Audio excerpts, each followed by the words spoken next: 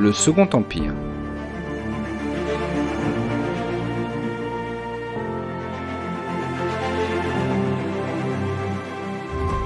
Bonjour à tous. On connaît beaucoup mieux son oncle et pourtant, Napoléon III est resté empereur plus longtemps, 19 ans, contre seulement 11 ans pour Napoléon Ier.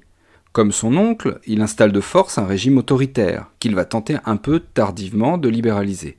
On a oublié aussi que ce Second Empire qu'il met en place est une période de profonde transformation économique et sociale de la France. En 1870, quand ce régime prend fin, la France ne ressemble plus vraiment à celle qu'elle était en 1851, quand Louis-Napoléon Bonaparte est devenu empereur. Et donc, à quoi correspond le Second Empire porté par Napoléon III ? Commençons par présenter le principal acteur, Louis-Napoléon Bonaparte. C'est donc le neveu de Napoléon Ier, le troisième fils de Louis Bonaparte, qui était roi de Hollande, et d'Hortense de Beauharnais, la fille de l'impératrice Joséphine. À la chute de l'Empire en 1815, il part en exil et va grandir entre l'Allemagne, la Suisse et l'Italie. Alors en Italie, il va d'ailleurs développer une vraie sympathie pour les mouvements Carbonari, ceux qui militent à l'époque pour l'unité italienne. Après une première conspiration ratée contre le roi Louis-Philippe, il est de nouveau condamné à l'exil aux États-Unis. Bah oui, on pense que c'est suffisamment loin de la France pour l'oublier. Mais il parvient à revenir en Suisse, puis en Angleterre, d'où il prépare un nouveau coup d'État. Alors il débarque en France en 1840, au moment où les cendres de l'empereur ont été ramenées de Sainte-Hélène pour être transférées aux Invalides. Alors il faut imaginer qu'à cette occasion, il y a une ferveur bonapartiste très forte dans le pays, et Louis-Napoléon entend bien en profiter. Alors il réunit une soixantaine d'amis conspirateurs, et il débarque à Boulogne-sur-Mer. Là, il tente de rallier dans une caserne des soldats en faisant un grand discours, mais l'opération tourne mal, il est blessé et il est surtout arrêté. Cette fois-ci, on le condamne à l'emprisonnement à perpétuité au fort de Ham, en Picardie. Il va profiter de ce temps pour écrire, et notamment son livre le plus célèbre, De l'extinction du paupérisme, qui montre une facette surprenante de sa personnalité, sa fibre sociale et son intérêt pour les catégories ouvrières. En 1846, Louis-Napoléon parvient à s'évader grâce à la complicité d'un ouvrier du nom de Badinguet qui lui prête ses vêtements. D'ailleurs, les ennemis de Napoléon III lui donneront longtemps ce surnom moqueur de Badinguet.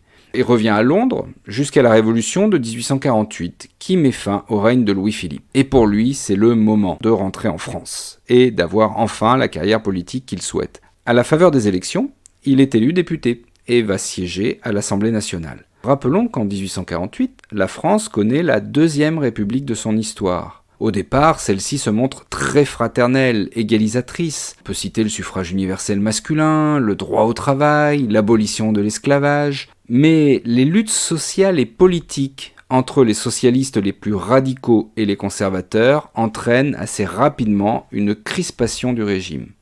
En avril 1848, des élections ont lieu pour élire une assemblée constituante. Et la majorité est obtenue par les conservateurs, qui sont réunis dans ce que l'on appelle le Parti de l'Ordre. Alors, c'est pas vraiment un parti politique, c'est plutôt un regroupement de députés partageant les mêmes idées conservatrices.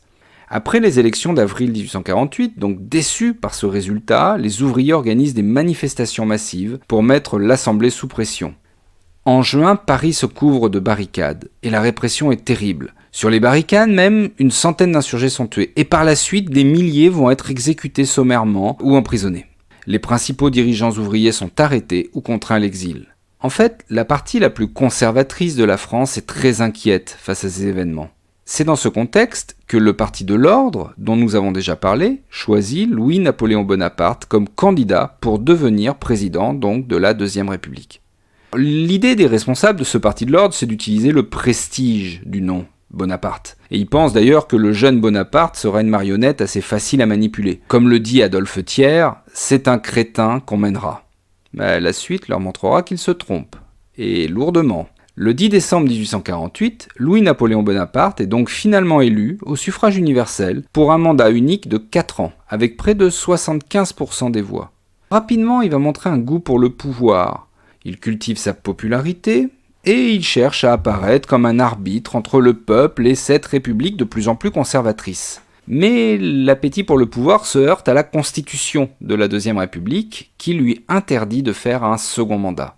Et donc, pour rester au pouvoir, il fait un coup d'État, le 2 décembre 1851. Le 2 décembre n'est pas une date choisie au hasard, évidemment. Le 2 décembre renvoie au 2 décembre 1804, le sacre de Napoléon Ier, ou le 2 décembre 1805, la victoire d'Austerlitz. Et donc, évidemment, la date a été habilement choisie.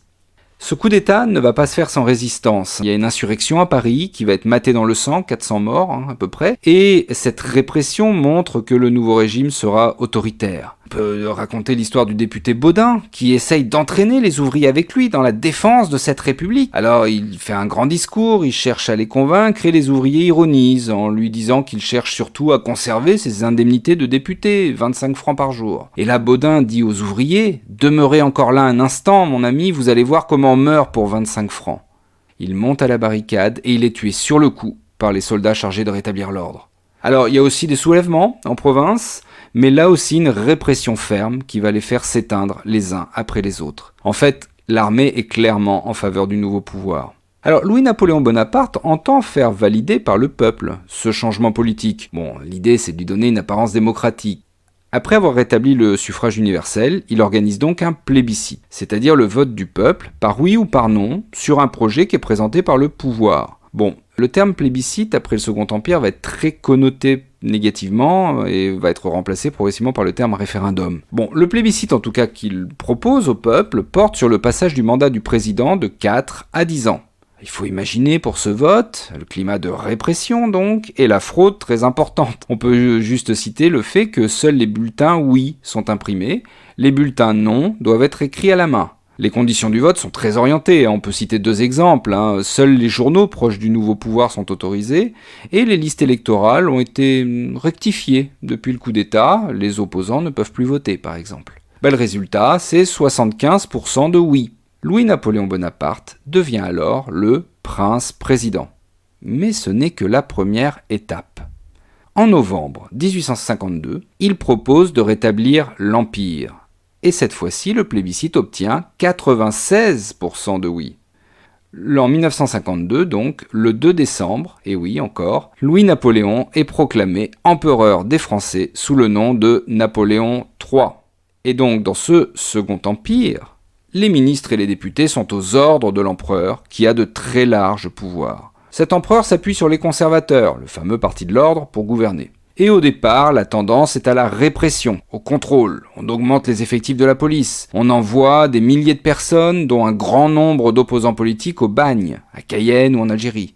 Et après un attentat manqué contre l'empereur en 1858, la répression va se durcir encore. À l'image de Victor Hugo, qui part sur l'île anglo-normande de Guernesey, des milliers de personnes, surtout des républicains, doivent s'exiler, principalement au Royaume-Uni et en Belgique par crainte d'être arrêtés. Et depuis l'étranger, il contribue à alimenter l'opposition au régime. Donc un contrôle politique. Mais le contrôle n'est pas que politique, il est moral aussi. Oui, pour régner, Napoléon III s'appuie largement sur l'Église. Et donc une censure rigoureuse est mise en place afin de veiller au respect de la morale et de l'ordre social. Ça n'empêche pas une littérature contestataire qui est diffusée en secret. C'est le cas par exemple du pamphlet de Victor Hugo, Napoléon le Petit. Autant Victor Hugo admirait Napoléon Ier, autant il va détester Napoléon III, avec lequel il sera vraiment en opposition frontale.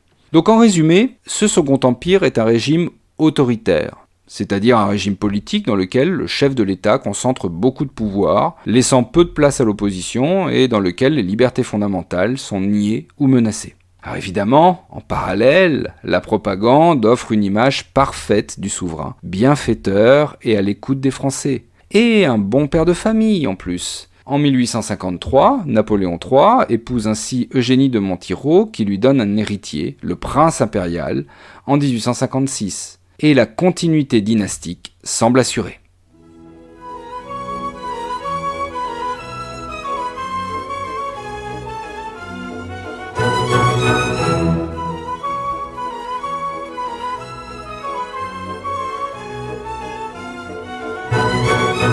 Sous le Second Empire, la France se transforme totalement. Alors, pendant son exil, c'est-à-dire jusqu'en 1848, Louis-Napoléon Bonaparte a fait plusieurs séjours en Angleterre. Il a été très influencé par ce modèle industriel anglais qui incarne à ses yeux le progrès et la modernité, et il ne veut pas que la France se fasse distancer. L'économie va aussi servir ses objectifs politiques. L'économie est pensée comme un moyen pour la France de s'imposer comme un acteur majeur de la scène européenne et mondiale. Et c'est pour cela que Napoléon III va favoriser l'industrialisation et l'innovation dans le pays.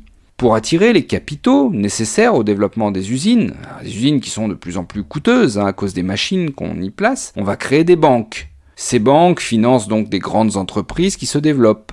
Les mines, les chemins de fer, les textiles. On peut penser au Crédit Agricole, qui est fondé en 1852, le Crédit Lyonnais, qu'on appelle actuellement LCL, en 1863. Et l'industrialisation transforme la France et les paysages.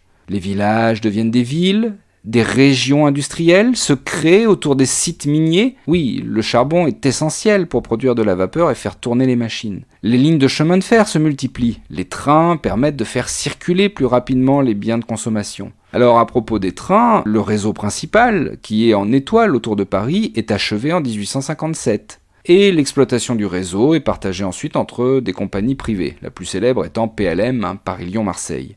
En fait, une société industrielle se développe en France, avec des ouvriers de plus en plus nombreux, mal payés, et l'essor du Creusot, par exemple, sous la famille Schneider, illustre bien ce décollage économique et industriel sous le Second Empire. D'ailleurs, la famille Schneider est très proche du pouvoir impérial.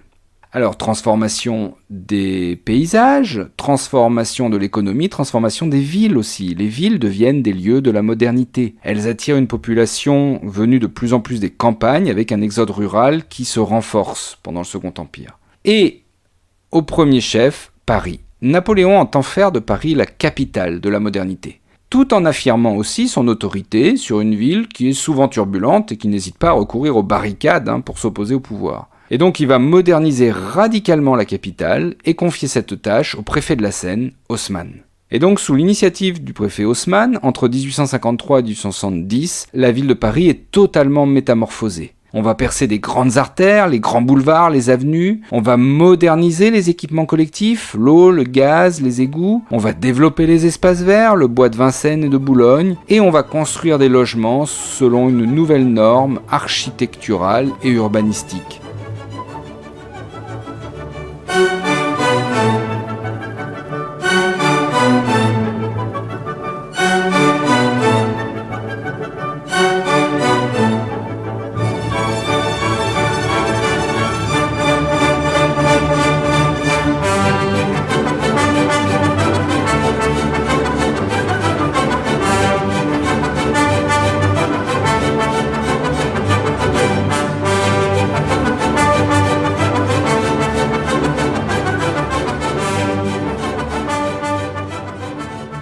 Comme tout régime personnel, l'Empire va dépendre des capacités du chef. Or, à partir des années 1860, Napoléon III est de plus en plus malade. Il a des calculs dans la vessie, souffre de dysenterie, bref, il s'affaiblit. Et parallèlement, au début des années 1860, la politique impériale suscite des critiques de plus en plus nombreuses parmi les soutiens de Napoléon III. L'Église d'abord.